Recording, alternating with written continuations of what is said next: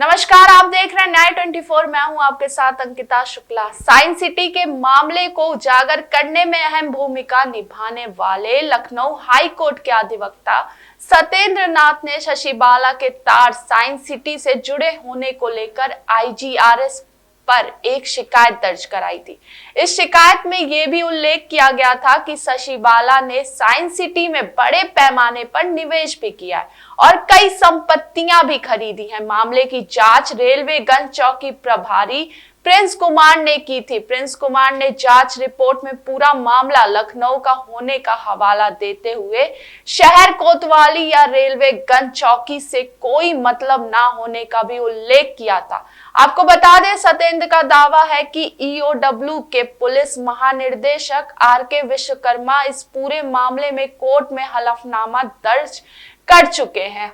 इसमें शशि बाला के हवाले से यह भी उल्लेख किया गया है कि उसका संपर्क राशिद नसीम से फोन पर होता रहता है। इसके अलावा परिजनों के भी राशिद नसीम से संपर्क होने की बात जो है सामने आई थी, लेकिन शिकायत के निस्तारण में पूरे मामले का हरदोई से कोई संपर्क ही ना होने की बात कहकर पल्ला झाड़ लिया गया है। ऐसे में कहीं ना कहीं शिकायत का निस्तारण गलत होने और संबंधित पुलिसकर्मी पर कार्रवाई होने की भी चर्चा की जा रही। 70,000 करोड़ की ठगी, 10 लाख पीड़ित। साइंस सिटी का मामला एक ऐसा मामला है जो राजधानी लखनऊ के गोमती नगर थाना क्षेत्र में राशिद नसीम और उनकी टीम ने पूरे प्रदेश वासियों के साथ किया था और इस पर कल ईडी ने एक बड़ी कार्रवाई करी है। शशि बाला को गिरफ्तार किया गया है। इसी मामले को लेकर के लगातार कोर्ट में अपनी आवाज़ उठाने वाले वरिष्ठ अधिवक्ता सत्येंद्र नाथ श्रीवास्तव हमारे साथ मौजूद हैं। उन्हीं से बात करेंगे और जानेंगे किस तरीके से मामला पूरा है और क्या कुछ हुआ है अभी तक। सत्येंद्र जी, बहुत बहुत स्वागत है आपका। किस तरीके से मामला जो है ईडी तक पहुंचा और ईडी ने कैसे शशि बाला की गिरफ्तारी करी? शशि बाला के विषय में सबसे पहला इनपुट हम लोगों ने ऑनरेबल बिंदल साहब के सामने जो है रखा था और ऑनरेबल कोर्ट ने उनको वहाँ पर अपीयर करके और सारी जानकारी मांगी थी। चूँकि हम लोगों ने अपनी पिटीशन जो सप्लीमेंट्री फाइल की थी, उस सप्लीमेंट्री में ये बताया कि शशि बाला राशिद नसीम से रेगुलर टच में रहती हैं, उसके साथ निगोशिएट करती हैं। वो गैंगस्टर है, 5 लाख का इनामी है, इसके बावजूद भी वो स्कूल टीचर हैं। और इनकी कहानी इस तरीके से रही कि 2005 में बाल विकास पोस्टाहार में ये सुपरवाइज़र की नौकरी पाती हैं, वहाँ से रिज़ाइन नहीं करती हैं। 2009 में 14 फरवरी 2009 को जो है ये स्कूल टीचर बन जाती हैं और स्कूल टीचर बनने के बाद राशिद नसीम से कांटेक्ट में आकर के उसका काम कर रही हैं। तो स्कूल में भी काम कर रही हैं, एमएलएम एक्टिविटी में भी काम कर रही हैं, गैंगस्टर के साथ मिली भी हुई हैं। तो ये बातें जब कोर्ट के संज्ञान में आई तो कोर्ट ने ईओडब्ल्यू को कहा कि आप इनकी इन्वेस्टिगेशन करके प्रॉपर रिपोर्ट कोर्ट को भेजिए। वहाँ पर जो रिपोर्ट सेंड हुई, उस रिपोर्ट में एक तरीके से कहिए कि इनको क्लीन चिट मिल गई। तो उसके बाद से जो प्रोसेस हुआ वो आगे की चीज़ें सबके सामने आ गई हैं और वही उसी प्रोसेस को जब आगे बढ़ाया गया तो उसमें एक चीज़ ये निकल के आया कि कानपुर में जो साइटें ईडी ने प्रवर्तन निदेशालय पहले सीजर कर चुका था और उस सीजर पर ये लगातार प्लॉट बेच रही थी, पर बेचने का प्रोसेस नहीं था, उसमें पोजीशन देने का था। 25,000 पर प्लॉट ले करके ये दिया जा रहा था। इसके बाद इन्होंने मांडा की करीब 40 बीघा ज़मीन बिकवा दी, यहाँ लखनऊ में पैराडाइज गार्डन पे ज़मीन बिकवा दी। इस तरीके से मेरे पास बहुत सारे इनपुट्स आए जिनमें ये लगातार ये लेडी इन्वॉल्व रही और इसने लगातार ज़मीनें बेचना शुरू की। अब ज़मीनें अगर बिक के सब ख़त्म हो जाएंगी तो जिस इन्वेस्टर की लड़ाई लेकर के हम लड़ रहे हैं, जिन्होंने ज़मीनों में इन्वेस्टमेंट किया, उनको मिलेगा क्या? तो इस वजह से हम इसके खिलाफ जो है चले। इसमें बाकायदा हमने ईडी को इन्फॉर्म किया और दूसरी एजेंसियों को इन्फॉर्म किया, एक टीम बनी और उस टीम ने कोऑर्डिनेट करके काम किया। आज वो ईडी की हिरासत में हैं। प्रिंस कुमार और हरदोई पुलिस को लेकर के भी एक संदिग्ध चीज़ें सामने आ रही हैं कि उसमें जो रेलवेगंज पुलिस की बात करी जा रही है, क्या मामला है वो? ये मामला ऐसा है कि राशिद नसीम अपना एक पेज चलाते हैं, जिस पेज को ऑपरेट शशि बाला ही करवा रही थी। उसमें जो आईटी सेल जो मीम्स वगैरह बना रहा है वो हमारे यही लोग बनवा रही थी। इसमें इन्होंने किया क्या, इन्होंने हमारे फादर जो सीनियर आईएएस एलाइड ऑफिसर हैं, जिनका इस केस से कुछ लेना देना नहीं है, उनका फोटोग्राफ लगा करके इन्होंने बाप नंबरी बेटा 10 नंबरी का एक मीम बना करके लगाना शुरू किया। इससे पहले बेटी की फ़ोटो लगा करके उस पर अभद्र टिप्पणी कराए थे। तो जब ये सब चीज़ें होने लगी, जब इस तरीके की एक्टिविटी हुई, तो इस पर मैंने एक आईजीआरएस कंप्लेंट लगाई और IGRS कंप्लेन इनके रेजिडेंशियल एरिया जिस कोतवाली सिटी थाने में ये रह रही हैं वहाँ पर मैंने वो IGRS कंप्लेन लगाई। प्रिंस कुमार इंस्पेक्टर को इसकी मतलब वो करने के लिए आख्या बनाने के लिए कहा गया और मिस्टर प्रिंस कुमार ने इनके साथ मिल करके मैनेज करके एक ऐसी अब्सर्ड आख्या दी जिस आख्या का कुछ लेना देना नहीं था। उन्होंने हमारे ऊपर फर्जी कुछ केसेस का जो है डिटेलिंग देते हुए उसको ख़त्म कर दिया। और उसमें एक नाम आता है सुधीर कुमार, एक आदमी आता है जिसको कहा कि हमने गवाही दिलाई। मैंने सुधीर कुमार से बात किया, बात करने से ये पता चला कि सुधीर कुमार से कभी प्रिंस कुमार ने बात ही नहीं की है।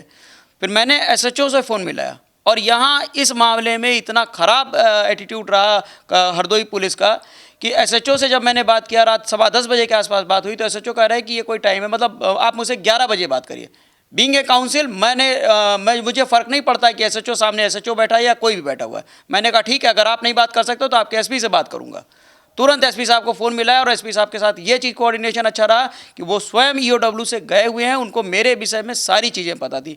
मैंने उनको सारी चीज़ें अपलोड कराई, बताई और इसके बाद ये इन्वेस्टिगेशन दोबारा हुआ और उसके बाद प्रिंस कुमार के खिलाफ विभागीय कार्रवाई करने का भी ऑर्डर दिया गया है। क्या लगता है अगर ईडी इनकी जो साइंस सिटी की पुरानी ज़मीनें हैं अगर उनको सीज करता है तो किस तरीके से क्या लोगों का पैसा वापस हो सकता है, क्या लगता है? इसमें आज की डेट में देखिए दो चीज़ें बहुत ही कस्टमर्स को और निवेशक जितने भी लोग हैं उनको सबको समझना चाहिए कि जो इन्वेस्टमेंट इन लैंड है वो मात्र 10% है। टोटल कंपनी का जो एसेट्स जो उन्होंने बनाया है उसमें मात्र 10% एसेट जो है लैंड में गया है। बाकी मैक्सिमम पैसा इन्होंने SJFX या कैश फ्लो में लेकर के डॉलर के टर्म्स में इंडिया से बाहर निकाला है, इस तरीके का। तो अभी क्या है कि अकाउंट सीजर में आ रहे हैं, उन अकाउंट्स में कितना इनपुट है कितना है ये तो एजेंसी खुद बताएंगी, लेकिन जो लैंड यहाँ पर है और चूँकि ये कर क्या रहे हैं, ये उन ज़मीनों को थर्ड पार्टी सेल कर रहे हैं। अभी इन्होंने जो है कुछ दिन पहले मैंने उसकी डिटेलिंग कोर्ट में लगा रखी है, लखनऊ में वेलवेट सिटी थी, वेलवेट सिटी का पैसा निवेशकों से लिया गया और वेलवेट सिटी को बेच दिया गया, डेल इंफ्रा कंपनी है उसको बेच दिया गया। सोनू सिंह एक हैं, वो आज इंट्रोगेशन उनका हो रहा है, वो उसमें गवाह हैं, उस पूरी लैंड डील में वो गवाह हैं। इसके बाद होता क्या है, सुल्तानपुर में सोल्टायरन सिटी आती है, सोल्टायरन सिटी में प्रॉक्सिमा डेवलपर्स के नाम से वो जा रहा लैंड प्रोवाइड कराई जाती है, सारा सब कुछ लिया जाता है, नक्शा बनता है और उसको राज कंस्ट्रक्शन को बेच दिया जाता है। इसी तरीके से ब्रह्मदासपुर की ज़मीनें बेची जा रही हैं, पैराडाइज गार्डन की ज़मीनें बेची जा रही हैं, इलाहाबाद में बेच दी गई, लोड स्टार के वो क्या कहते हैं मांडा में लगभग 40 बीघा ज़मीन 12 करोड़ में सेल आउट हो गई। तो राशिद नसीम शशिबाला के साथ मिलकर के जो कॉकस चला रहे थे, उस कॉकस का काम सिर्फ इतना था कि जितनी भी लैंड यहाँ पर एलोकेटेड हैं, जो पड़ी हुई हैं लैंड जिनको कि निवेशकों को मिलनी चाहिए थी, वो थर्ड पार्टी सेल करके उससे पैसा निकाला जा रहा है, पैसा सक किया जा रहा है, निकाला जा रहा है और वो दुबई भेजा जा रहा है। तो इस पर जब ये समस्या जनरेट हुई और इसको जब मैंने ऑनरेबल कोर्ट के सामने रखा तो ऑनरेबल कोर्ट ने 29 सितंबर 2022 को ऑर्डर कर दिया कि इनकी सारी जमीन मतलब जितने भी प्रोजेक्ट हैं सभी प्रोजेक्ट में सेल, परचेज, रजिस्ट्री, पोजेसन सारे प्रोजेक्ट रोक दिए जाएंगे। और यही कारण है कि इसी वजह से होने वाले कंटेम्प्ट को रेडी करते हुए एजेंसियों ने दोबारा किया और दोबारा जाकर के पोल स्टार, क्योंकि सीजर जब होता है PMLA का जो सीजर होता है उसमें फिजिकल पोजेशन एजेंसी नहीं लेती है, एजेंसी बता देती है कि हमने सीज कर लिया है, लेकिन पोल स्टार पे चूंकि ये पोजेशन दे रही थी इसलिए जाकर के प्रत्यर्पण निदेशालय ने उसका फिजिकल पोजेशन लिया। तो यहाँ पर केवल है कि सीजर जो हो रहा है वो प्रोटेक्शन ऑफ द लैंड है, क्योंकि वो PMLA के तहत जो भी सीजर होगा जब वो लिक्विडेट होगा तो वो उन्हीं निवेशकों को जाएगा जो उस प्रोजेक्ट एरिया में इन्फ्लेटर हैं, जो इंटरेस्टेड हैं उन्हीं को जाएगा। यहाँ किसी निवेशक को ये सोचने वाली बात नहीं है कि हाँ उसका पैसा डूब रहा है, सीजर में चली गई, नुकसान हो रहा है, सीजर में जल गई तो इसका मतलब आपके लैंड की प्रोटेक्शन हो गई, अब आपका लैंड कहीं नहीं जाएगी। ये चीज़ क्या लगता है कि जांच एजेंसियों की क्या कमियां रहीं या किस तरीके से उन्होंने लापरवाही करी कि आपको पूरा मामला कोर्ट में ले जाना पड़ा? जांच एजेंसियों की लापरवाही के सीन में सिर्फ इतना कहूँगा कि इनिशियल स्टेज पर जब होना शुरू हुआ है तो एजेंसियों के पास इतना इनपुट ही नहीं था। मतलब जिस तरीके का ये क्राइम है, जितना बड़ा क्राइम है, उस क्राइम के हिसाब से उनके पास मात्र 10% का इनपुट था और उस 10% को इनपुट को चूँकि और दूसरे मामले बड़े स्केल पे होते हैं तो उसको ये समझते हुए कि एक छोटा मामला है उसको वो उसी हिसाब से हैंडल कर रहे थे। लेकिन हमारे कोर्ट में अपीयर होने से दो चीज़ें अंतर आईं।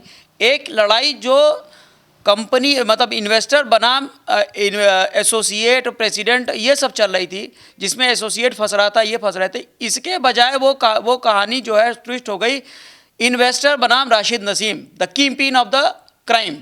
जब ये कीपिंग ऑफ द क्राइम आ गया और सारी डिटेलिंग सबमिट हुई, जिसमें इंडिया की डिटेल, मलेशिया से डिटेल, इसमें क्या कहते हैं इंग्लैंड से, जॉर्जिया से, हर जगह से जब डिटेलिंग आई, तब एजेंसी को समझ में आया कि ये कितना बड़ा क्राइम है, यहाँ प्रोसीड्स ऑफ क्राइम क्या हैं, किस तरीके से हुए हैं, ये सारी चीज़ें जब सामने रखी गई तब उनको पता चला कि क्राइम कितना बड़ा है। तब इसमें चार एजेंसियों को इन्वॉल्व किया गया कि आप करिए। और अभी भी 4 एजेंसियों का सीन यह है कि 30% केवल 30% ही उन्होंने जो है उस क्राइम का सीन को एग्जामिन कर पाए हैं, बाकी अभी वो एग्जामिन नहीं कर पाए हैं।